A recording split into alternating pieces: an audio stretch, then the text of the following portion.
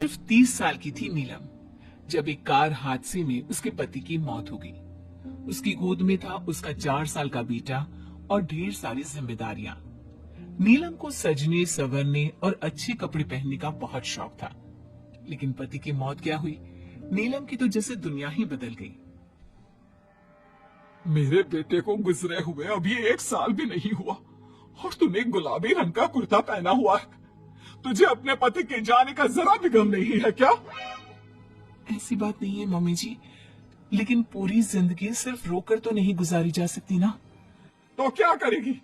पार्टियां मनाएगी? अरे एक तो मेरा बेटा मर गया और तुम्हें कोई फर्क ही नहीं पड़ता। मेरा भी पति गया है और इस बात से मुझे कितना फर्क पड़ता है मैं आपको बता भी नहीं सकती। लेकिन अगर मैं रोती हूँ तो मेरा 4 साल का बेटा बहुत रोता है, अपने पापा को याद करता रहता है।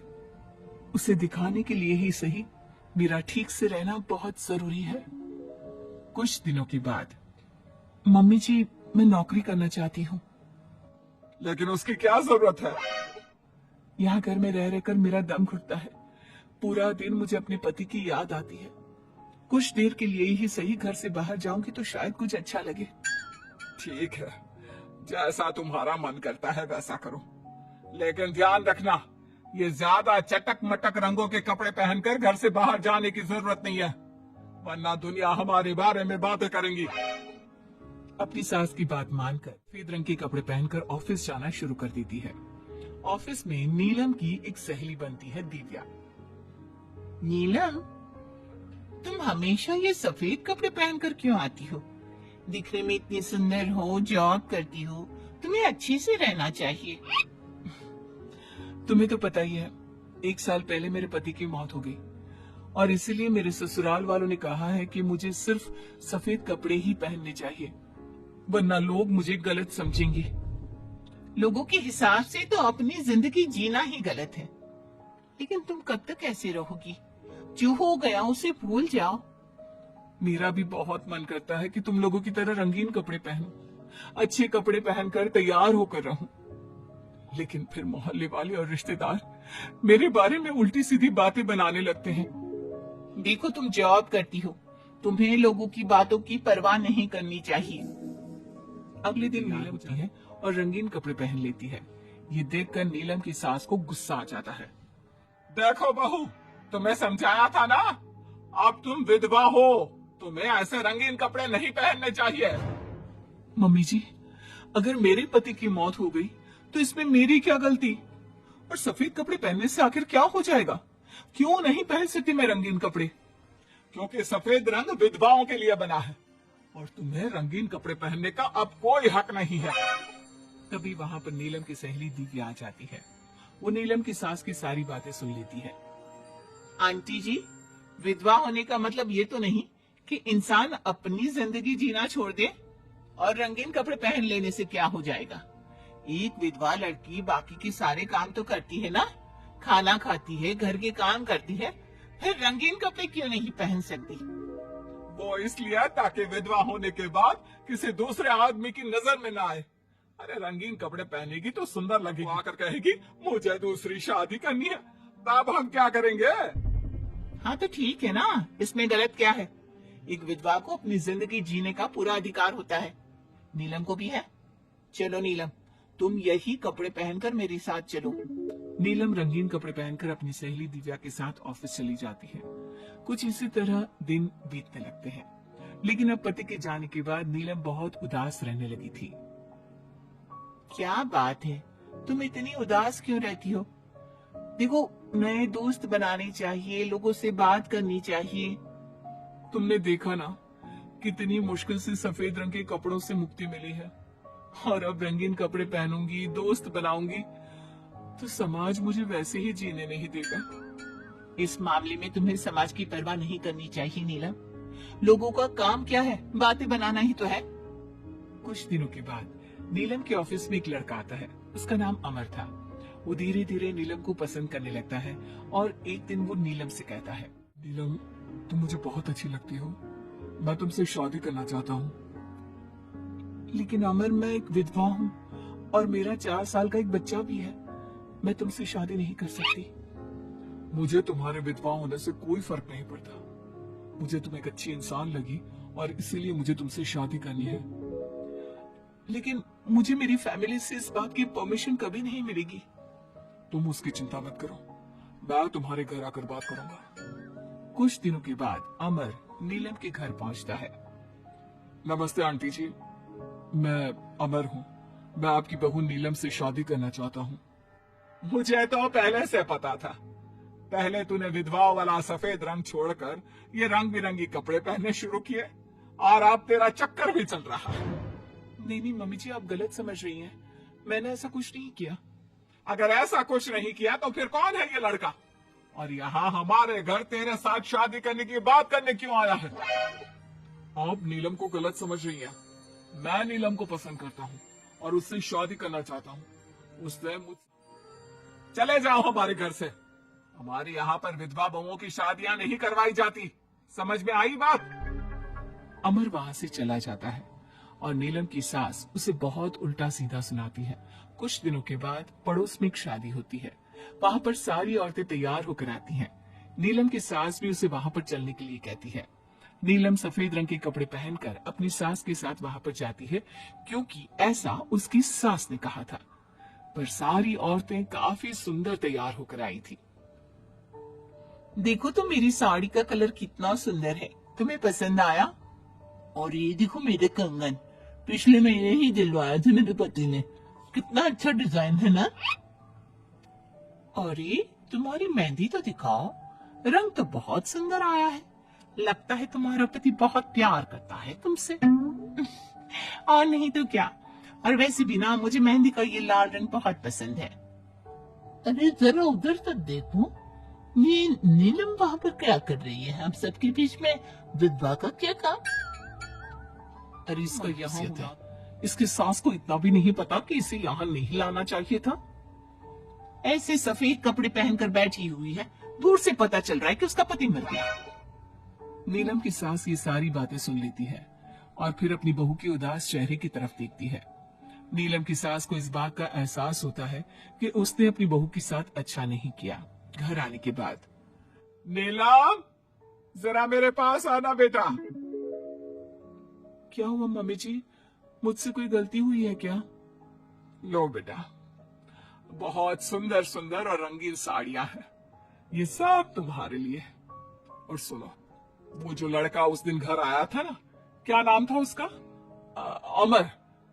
उसे कहना कि वो मुझसे आकर मिले। लेकिन अचानक क्या हुआ मम्मी जी? सब ठीक तो है ना?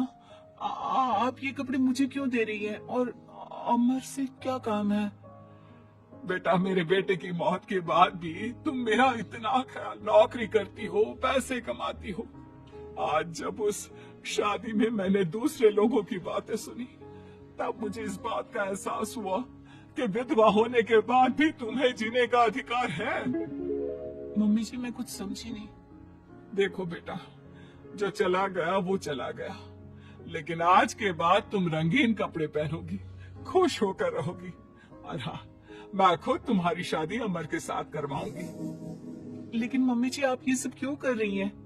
मैं तो आपके कहने पर सफेद कपड़े पहनकर शादी में गई थी। वही तो बेटा, मुझे अच्छा नहीं लगा। और ऐसा तो किसी किताब में नहीं लिखा कि विधवा होने के बाद एक लड़की को सिर्फ सफेद कपड़े पहनने चाहिए। अगर तुम ससुराल में रहकर अपनी जिम्मेदारी उठा सकती हो, तो फिर अपनी जिंदगी में सारी खुशियों पर भी तुम्हारा अधिकार है। नाचने वाली से शादी। दिनेश एक बार अपने दोस्त अमर की शादी में उसके गांव गया। दिनेश और उसके दोस्त शादी में जमकर मजे कर रहे थे। अमर की शादी में एक नाचने वाली लड़की भी आई थी, जिसका नाम था अमृता। उसका नाच देखकर वो लड़की दिनेश को बहुत पसंद आ जाती है। जब वो लड़की शादी में डांस करके वहां से जाने लगती है, तो दिनेश उसके पास जाता है। देखो, तुम मुझे बहुत पसंद हो। तुम जी शुक्रिया, डांस की बात तो सही है, लेकिन आप मुझे पसंद करते हैं, ये बात समझ में नहीं आई। इसमें समझना कैसा? मैं तुमसे शादी करना चाहता हूँ। हाँ, आपको पता नहीं क्या, मैं नाचने वाली हूँ और हम जैसी लड़कियों से कोई शादी नहीं करता। बहुत लड़के आते हैं तुम्हारी तरह बातें बनाने वाले, शादी की प्रपोजल्स लेकर। लेकिन शादी कोई नहीं करता। कौन करेगा मुझसे शादी? मैं सच कह रहा हूँ, मैं सच में तुम्हें बहुत पसंद करता हूँ और तुमसे शादी करना चाहता हूँ।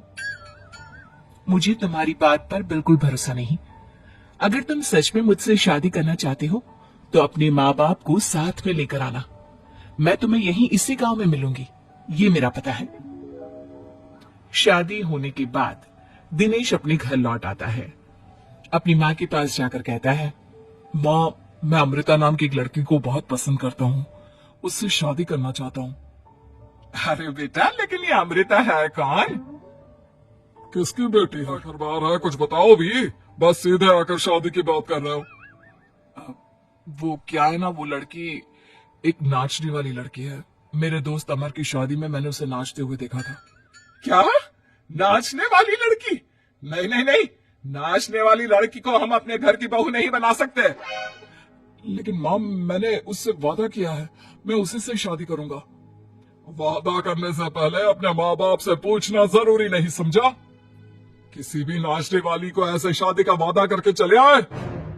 लेकिन पापा, एक बार आप उससे मिल तो लीजिए, क्या पता आपको भी वो पसंद आ जाए। दिनेश की माँ और पापा दिनेश और अमृता की शादी के लिए तैयार नहीं होते।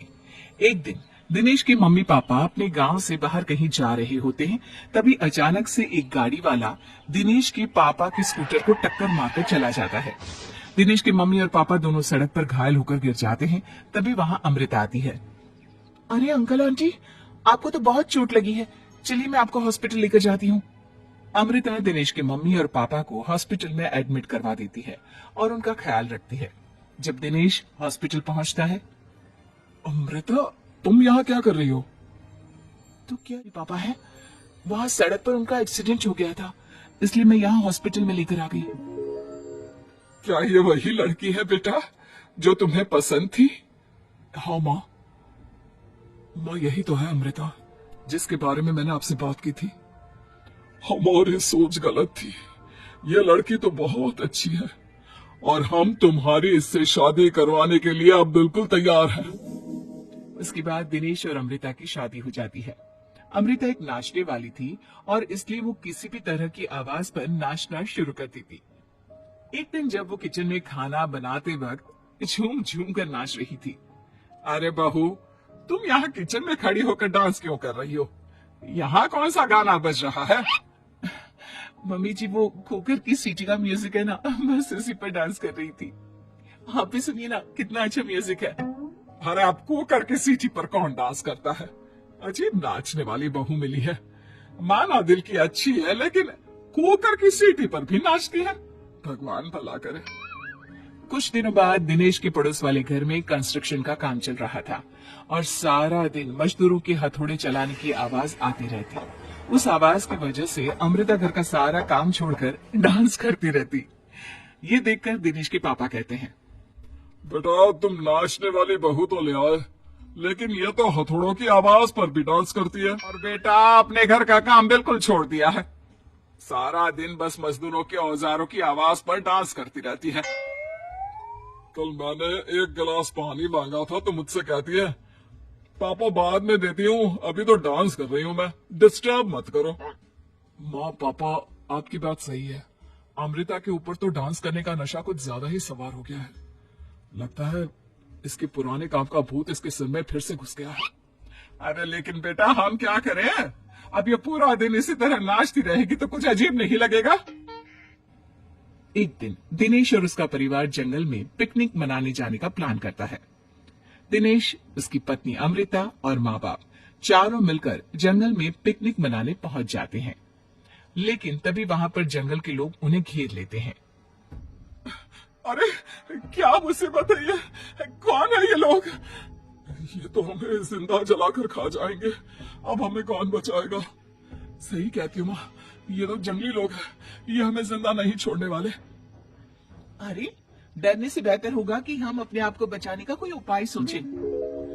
तुम तो नाचने लग जाओगी, तुम्हारा दिमाग भी काम करता है और तुम्हारे तो पैर भी काम करते हैं। अरे माँ, ये लड़ने का वक्त नहीं है, हमें कुछ सोचना पड़ेगा। अब सोचने से कुछ नहीं होने वाला, ये जंगल के लोग हमें पका कर खा जाएंगे। वो जंगली लोग दिनेश और उसके परिवार के हाथ पैर बांधकर उन्हें मारने की तैयारी करने लगते हैं, लेकिन उससे पहले वो आग जलाकर जोर शोर से नाचते हैं। उन्हें नाचता देखकर अमृता के अंदर की नर्तकी भी बाहर आ जाती है और वो पेड़ से बंधे बंधे ही जोर जोर से अपने पैरों से ठुमके लगाने लगती है। तभी एक जंगली बोल पड़ता है, लड़की, तुम यहाँ पेड़ से बंधे बंधे क्यों नाच रही हो? क्योंकि मुझे तुम जंगलियों से ज्यादा अच्छा डांस करना आता है। अरे जाओ जाओ, हम जितनी तेज डांस करते हैं उतना तो तुम कर ही नहीं सकती। लगा लो शर्त। अच्छा ठीक है, लगी शर्त। अगर तुमने हमसे ज्यादा अच्छा और तेज डांस किया तो हम तुम्हारे परिवार को जिंदा छोड़ देंगे। और अगर तुम हार गई तो हम तुम सबको जिंदा जलाकर खा जाएंगे। अच्छा ठीक है, मुझे तुम्हारी शर्त मंजूर है। अब बजाओ तुम्हारा जंगली ढोल, कौन कितना डांस करता है। वो जंगली लोग जोर जोर से ढोल बजाकर नाचना शुरू कर देते हैं। दिनेश और उसका परिवार उनके नाच की स्पीड देखकर दंग रह जाता है। अमृता भी उनके साथ बराबर से नाचने की कोशिश कर रही थी। धीरे धीरे अमृता ने अपने डांस की स्पीड को कम कर दिया। क्या हुआ, हवा निकल गई तुम्हारी? बढ़िया है हमसे जीतने वाली। बस 1 मिनट रुक जाओ, तुमको तो मैं अभी बताती हूँ। अब तक अमृता धीरे धीरे नाच रही थी ताकि वो सारे जंगली थक जाए और अमृता बाद में जोर जोर से डांस करके उन्हें हरा दे। और ऐसा ही हुआ। अमृता ने अब तेज स्पीड से नाचना शुरू कर दिया। सारे जंगली अब तक थक चुके थे। देखा, अब पता चला कौन ज्यादा अच्छा और तेज नाच सकता है। हाँ हाँ, तुम ही हमसे ज्यादा अच्छा और तेज डांस करती हो। हमने मान लिया, बहुत थक गए, बस भी करो। अरे अभी कहाँ से बस करूं? तुम कहो तो मैं दिन रात लगातार नाच सकती हूँ। हम तुम्हारे आगे हार मानते हैं, तुम अपने परिवार को लेकर यहाँ से चली जाओ। देखा माँ, आज नाचने वाली बहू ने हम सबकी जान बचा ली।